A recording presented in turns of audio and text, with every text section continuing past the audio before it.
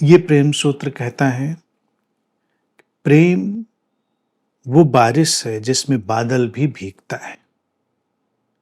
भीगता है तन मन, भीगते हैं शब्द भी निशब्द भी, अंबर की चादर भी भीगती है और धरती का आंचल भी भीगता है।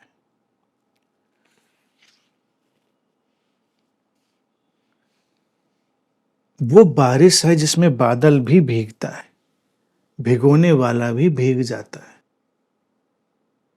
यही तो उसका राज है, यही अद्भुत चीज है। बादल ऐसा नहीं है कि वो बरसेगा और हमें भिगोएगा और खुद नहीं भीगेगा। वो भी भीगेगा, अनेक अनेक रूपों में भीगेगा। प्रेम का स्रोत भी प्रेम में सराबोर होता है और प्रेम की अभिव्यक्ति भी प्रेम में सराबोर होती है।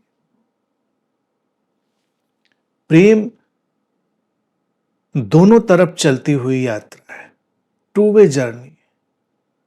वो वन साइडेड नहीं है कि प्रेम कहीं से आ रहा है और प्रेम को हम बस रिसीव कर रहे हैं।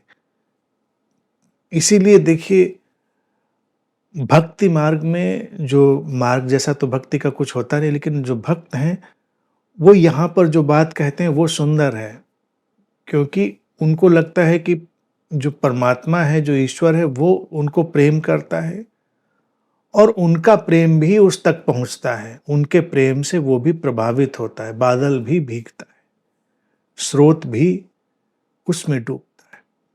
अब इसके ये तो सामान्य धरातल पर अर्थ होंगे, और गहरे धरातल पर जब जाएंगे तब क्या होगा कि जो स्रोत उस व्यवस्था और उस अवस्था से भरा हुआ ही नहीं है, वो हम तक वो चीज ला भी नहीं सकता। अगर वो हम तक वो ला रहा है तो इसका अर्थ है कि वो भी उसी घटना से, उसी व्यवस्था से आपूरित है। तो प्रेम जहां कहीं भी जिस स्रोत से भी घटता है, तो ये माने कि उस स्रोत से वो छलक कर बह रहा है। तो अगर उस प्रेम की बारिश में हम भीगे हैं, तो भिगोने वाला पहले ही भीग चुका है। और यहां पर फिर वही अद्वैत की अनुगूंज खड़ी हो जाती है कि ये दो अलग अलग घटनाएं नहीं हैं। बादल और बारिश अलग अलग घटनाएं नहीं है। बादल, बारिश, भीगने वाला, ये अलग अलग घटनाएं नहीं, ये सब गहन धरातल पर एक ही हो जाते हैं। और हमारा तन मन भीगता है, शब्द भीगते हैं, निशब्द भीगते हैं। भीगना देखिए क्या है ना कि एक सुंदर शब्द है, भीग जाना अर्थात रसमय हो जाना। भीग जाना अपने ही उस आंतरिक आयाम में डूब जाना। इसीलिए प्रेम में हम भीगते हैं, प्रेम में सूखते नहीं हैं। प्रेम में सूख भी सकते हैं, सूखना भी बुरा नहीं है। तो हम कभी भी ये नहीं कहते कि हम उसके प्रेम में सूख गए, क्योंकि सूखने में वो बात नहीं आती। लगता है कुछ अटपटा सा लग रहा है, सूख गए। तो सूखना भी तो कई बार अच्छा है। गीले गीले थे, या हम गीले कपड़े ही पहन के बैठे थे, प्रेम की आंच लगी और सूख गए। सूखना भी अच्छा है। तो सूखने की लेकिन हम कभी तुलना प्रेम में उपयोग नहीं करते। हम जब भी प्रेम की भाषा का उपयोग करेंगे तो हम उस प्रेम की भाषा में यही करेंगे, हम उसके प्रेम में भीग गए, उसके भावों ने मुझे भीतर तक भिगो दिया। क्योंकि भीगना रसमयता है। प्रेम हमें रसमय बना रहा है, और रसमयता का प्रवाह सीमित नहीं है, वो चारों तरफ फैला हुआ है। शरीर और मन उस यात्रा में शामिल हो जाते हैं। देह और मन से कोई हमारा संघर्ष नहीं रहता। इसीलिए ध्यान भी अगर वास्तविक रूप से हो रहा है तो देह और मन से संघर्ष नहीं रहता, और प्रेम भी वास्तविक रूप में अगर घट रहा है तो देह और मन से संघर्ष नहीं रहता। इसीलिए तन मन भी भीगते हैं। शब्द और निशब्द, मुखरता और मौन, दोनों दोनों रसमय हो जाते हैं।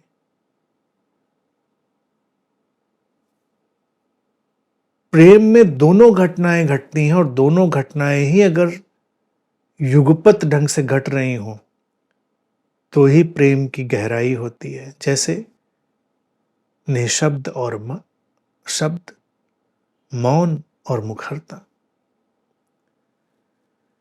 हम जब किसी के प्रेम में हैं तो उसके साथ निशब्द में होना भी घटता है। मौन, बात करने के लिए कुछ नहीं, बस एक रसमयता, रसधार बह रही है, कुछ रसधार बही जा रही है, बाकी सब निशब्द। लेकिन जो प्रेम को नहीं जानते हैं वो जरा से भी मौन से, जरा से भी निशब्दता से घबरा जाते हो, कहते बोलो, कुछ तो बोलो। और प्रेम करने वालों की तो बीमारी ही यही है। तथाकथित प्रेम करने वालों, वो बहुत गहरे प्रेम में नहीं गए, तो उनको तो लगता है जितना हम बोलेंगे उतना ही एक दूसरे के साथ रहेंगे, चुप हो जाएंगे तो एक दूसरे से दूर हो जाएंगे। इसीलिए तो प्रेमी एक दूसरे के छाती पे मूंग दलते रहते हैं, न एक दूसरे को स्पेस देते हैं, न एक दूसरे के मौन का आदर करते हैं, न एक दूसरे के निजता का सम्मान करते हैं। वो बस एक दूसरे के ऊपर हावी हैं।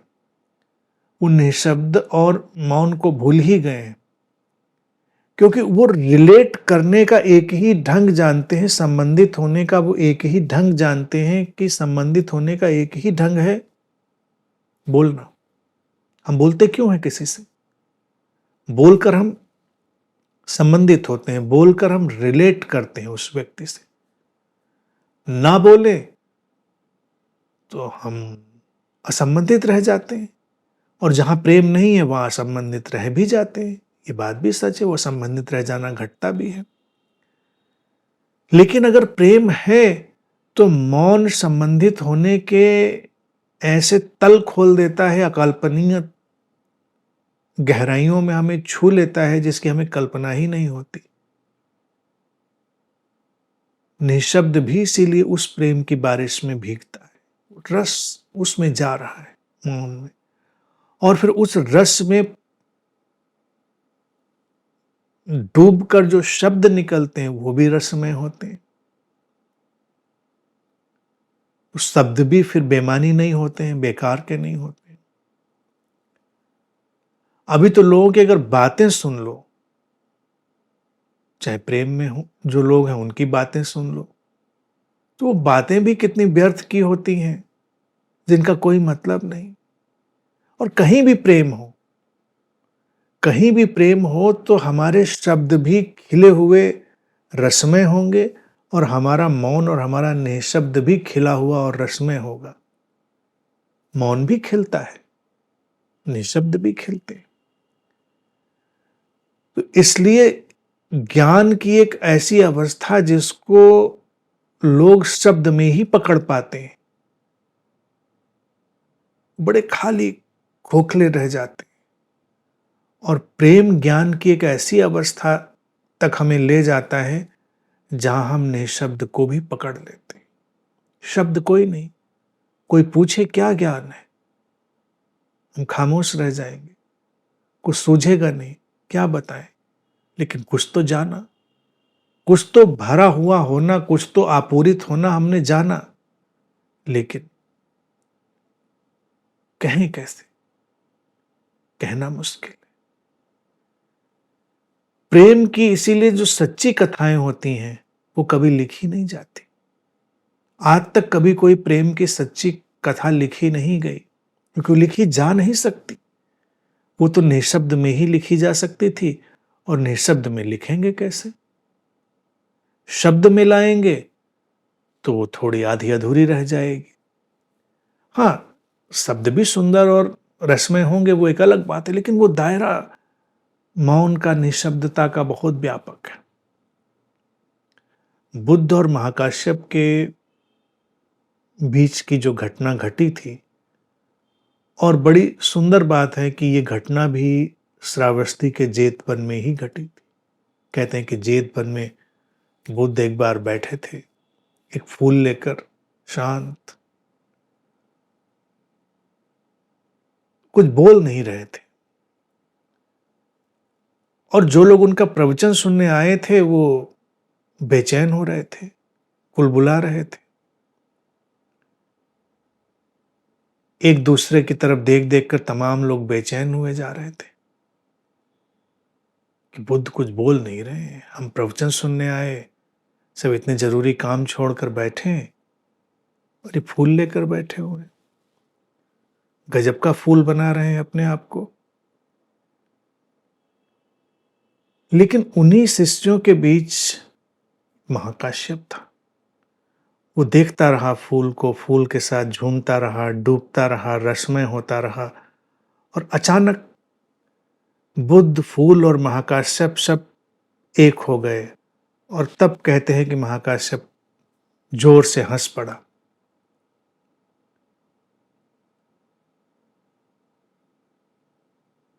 लोगों ने पूछा, भाई महाकाश्यप हंसे क्यों? फिर आज समझ में आ गया, तथागत क्या कहते हैं आज समझ में आ गया। तो लोगों ने कहा, तथागत ने तो कुछ कहा ही नहीं।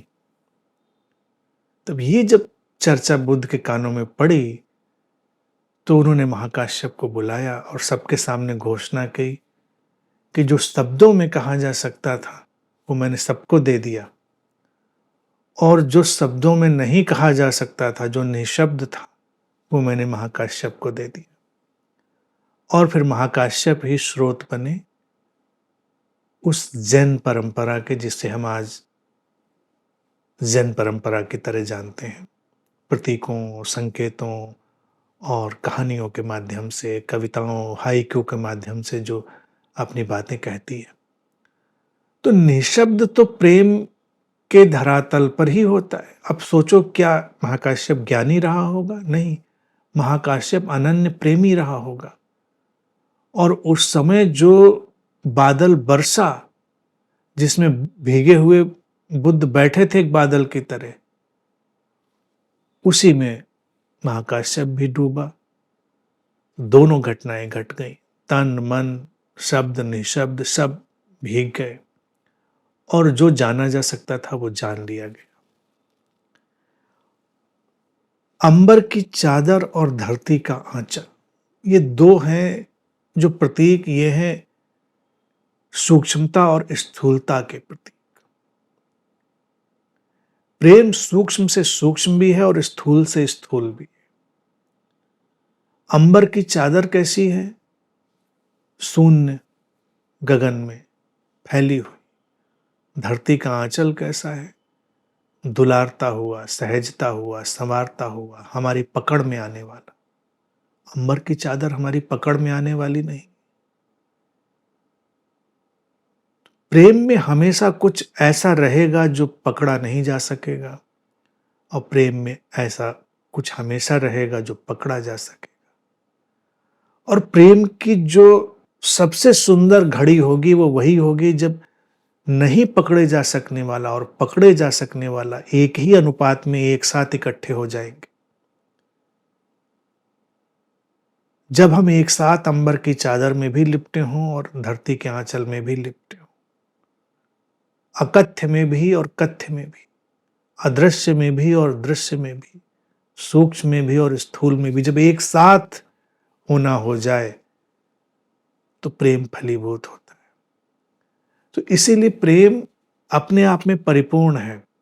और जब प्रेम की घटना घटती है तो सचमुच में ज्ञान ध्यान की परवाह कोई करता ही नहीं, क्योंकि यही तो सब ध्यान है, यही तो सब ज्ञान है। और कहाँ का ज्ञान और कहाँ का ध्यान, सारी बात हो जाती है।